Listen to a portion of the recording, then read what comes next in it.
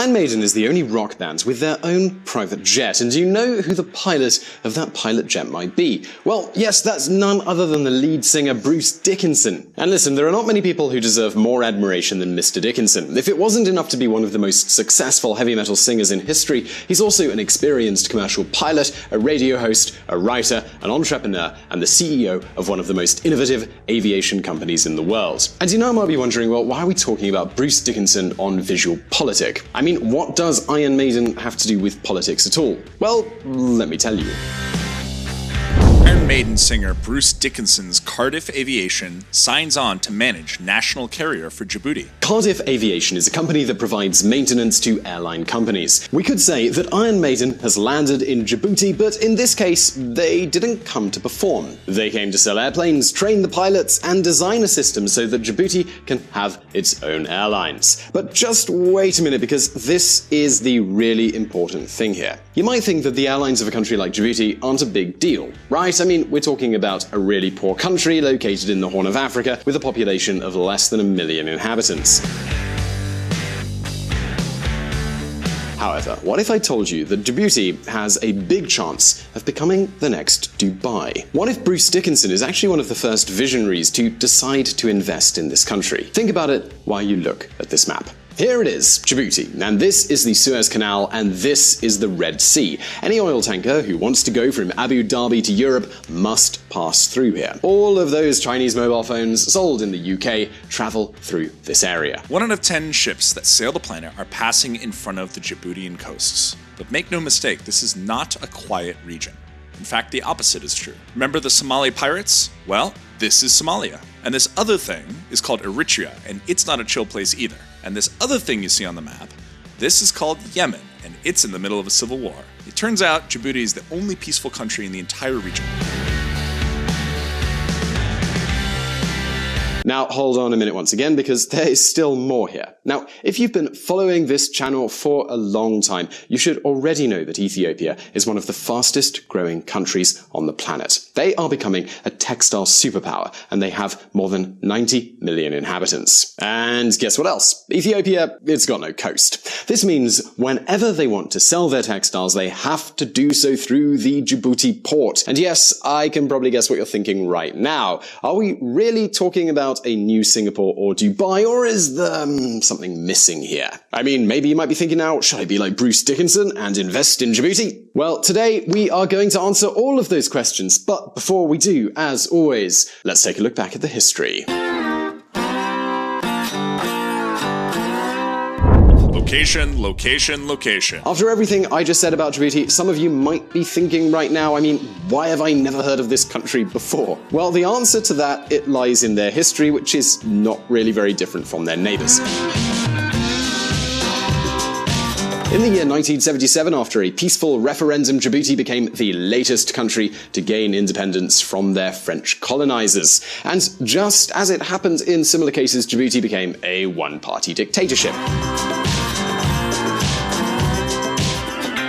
Until the 1990s, Mr. Hassan Guled Aptidon and other members of his tribe controlled the fate of this country. Torturing members of the opposition became a common practice, and the ruling party got really rich off the profits from the port. Now, you could say that back then, Djibouti was a textbook example of a gatekeeper state. You see, in such poor countries, the whole economy is dependent on just one thing. In the case of Equatorial Guinea, for instance, that thing is oil. In the case of Djibouti, well, that would be its port. Since the dictators have no money to pay a big army to control the whole country, they must focus all of their oppressive powers in the area where the money is located. So, Djibouti's port was completely secured, while the rest of the country was in total chaos. There were murders on the streets, there was rape, there were all kinds of other horrific crimes. Now, as you can probably imagine, this is not the ideal situation to create companies or attract any sort of foreign investment. Now, add in the fact that in the 90s, a civil war started between the government and the opposition parties and tribes, and it's all not exactly a recipe for success.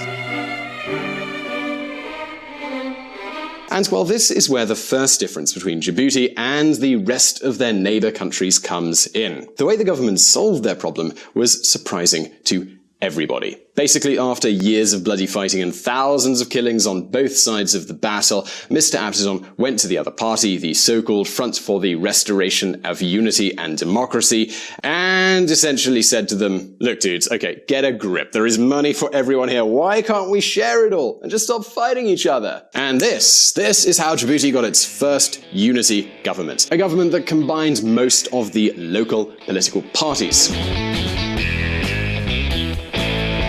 Now, there is still political opposition in Djibouti though, but they can really not even make campaigns, and any time there are presidential elections, they are essentially boycotted. This explains why Aaaand and later his nephew, Aaaand, win the elections with outcomes close to 100% of the vote. So yes, not exactly a thriving democracy, but this is just the beginning. Despite the internal fights, by the year 2001, Djibouti was still a very corrupt country with a very weak global position. I mean, think about it. We're talking about a really small country, less than 1 million inhabitants, placed in the middle of one of the most violent regions on the planet. Next to them, Somalia, which is virtually anarchy, where different tribes are constantly at each other's throats. And then on the other side, we have Eritrea, a dictatorship that makes North Korea look like Sweden. And in the south, of course, there's Ethiopia, the biggest regional power, and one who at any moment would be happy to invade Djibouti so they can have a coastline. So, in summary, they were far from being in a peaceful situation. But then, when everything seemed to be against them, history decided to give the country a marvelous break. Our enemy is a radical network of terrorists and every government that supports them. All of a sudden, America, with George W. Bush as their president, declared war on terrorism. And this meant sending troops to all the areas where Al-Qaeda cells were present, which includes, of course, the Horn of Africa. And is there any better place for building military bases than Djibouti? It has a peerless location and a government that, corrupt as it is, congratulates itself for being stable and having no ties with terrorist groups. Now, do you remember when I told you that the Red Sea is extremely dangerous for merchant ships, all the pirates and stuff? Well, from the Camp Lemonnier base, American troops can chase those Somali pirates. And not only the Americans can do this, in 10 years, the list of countries who have installed military bases in Djibouti is pretty much never-ending. We can indeed find French, Italian, and Spanish troops there. Indeed, the only place where Japan has a military base abroad is Djibouti. And as you might be able to imagine, with so many world powers having a military presence here, China, well, this is where China comes into the picture. China opens first overseas base in Djibouti. And of course, in such a poor and small country, having so many foreign armies is a fantastic deal. Think about it. All of these soldiers, they need food to eat, they have to shop, and they also need to have some fun. This means lots of jobs and lots of money for the entire country. And on top of all that, it solves the biggest problem Djibouti had for investment.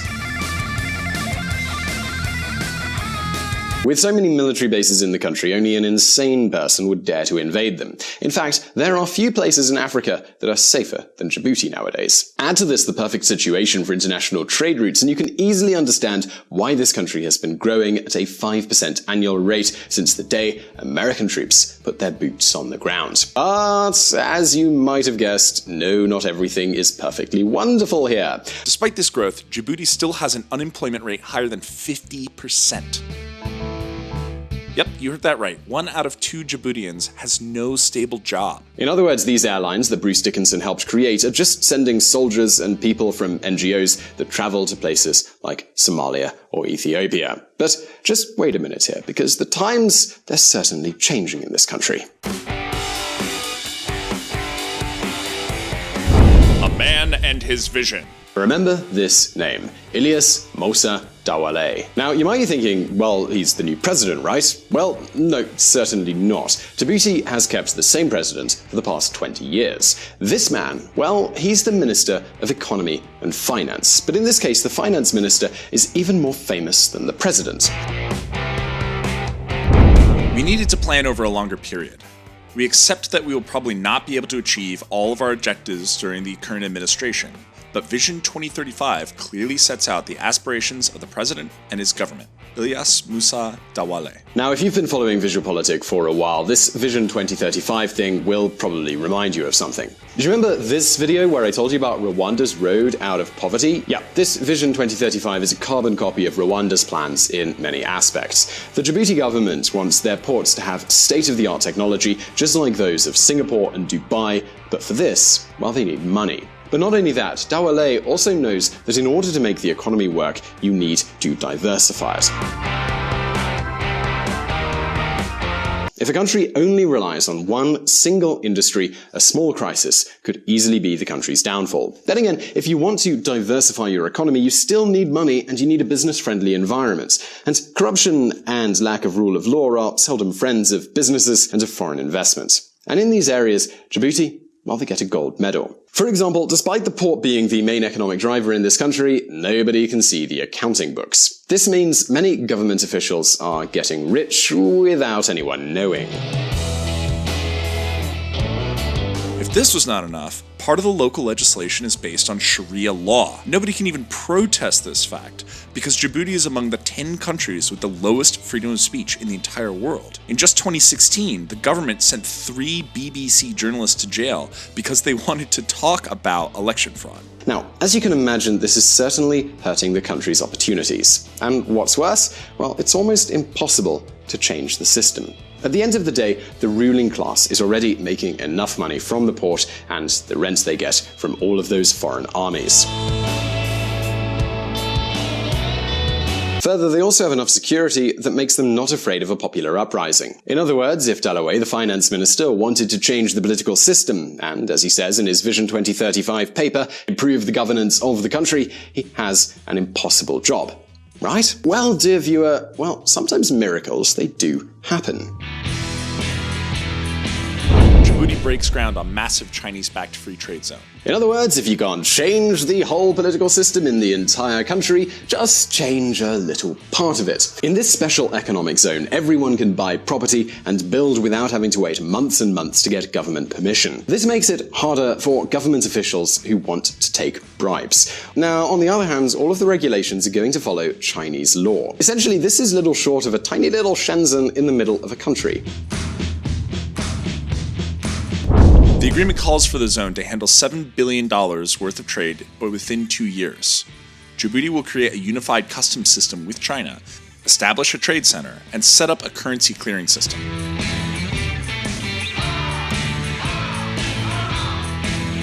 So, well, what can we expect now? Well, the idea of making special economic zones is certainly nothing new, and it's been proven to work many times. In fact, this is the system that let Dubai become the metropolis that it is today. The idea is that when you have a special economic zone, both the citizens and the political elite can see firsthand what happens when you have transparent laws and a good framework for companies to follow. If this experiment works, politicians will be more willing to implement real changes in the rest of the country. Alright, so in summary, we have an African country where security is granted by foreign armies and who is starting to apply serious reforms. We have a country with the perfect location and size to become a financial and logistical center in one of the busiest areas on the planet. So it seems that Mr. Dickinson has found a virgin paradise for investment, doesn't it? Well, hold on just a second, because this does not mean Djibouti is going to become a freedom and human rights haven. I mean, at the end of the day, neither China nor Dubai are really such havens either. But this can be at least the beginning of the end for poverty in this region. So the question now is, well, do you think these positive predictions, do you think they'll become true? Is this a good time to invest in Djibouti, or is this going to amount to nothing more than just hopeful predictions? Well, do leave your answer in the comments section below, and if you want to know why Dubai is so rich, well, check out this video. Here's a spoiler, it has nothing to do with oil. Also, do not forget to check out our friends at the Reconsider Media podcast, the podcast that provided the voices in this video that are not mine. And don't forget, we publish brand new videos every Monday and every Thursday, so hit that subscribe button and you won't miss a single single post. And if you like this video, give us a thumbs up, and as always, I'll see you next time. And if you want to learn more about politics and hear even more of my lovely voice, you can join us at Reconsider Media. We have a podcast at reconsidermedia.com/podcast. See you there.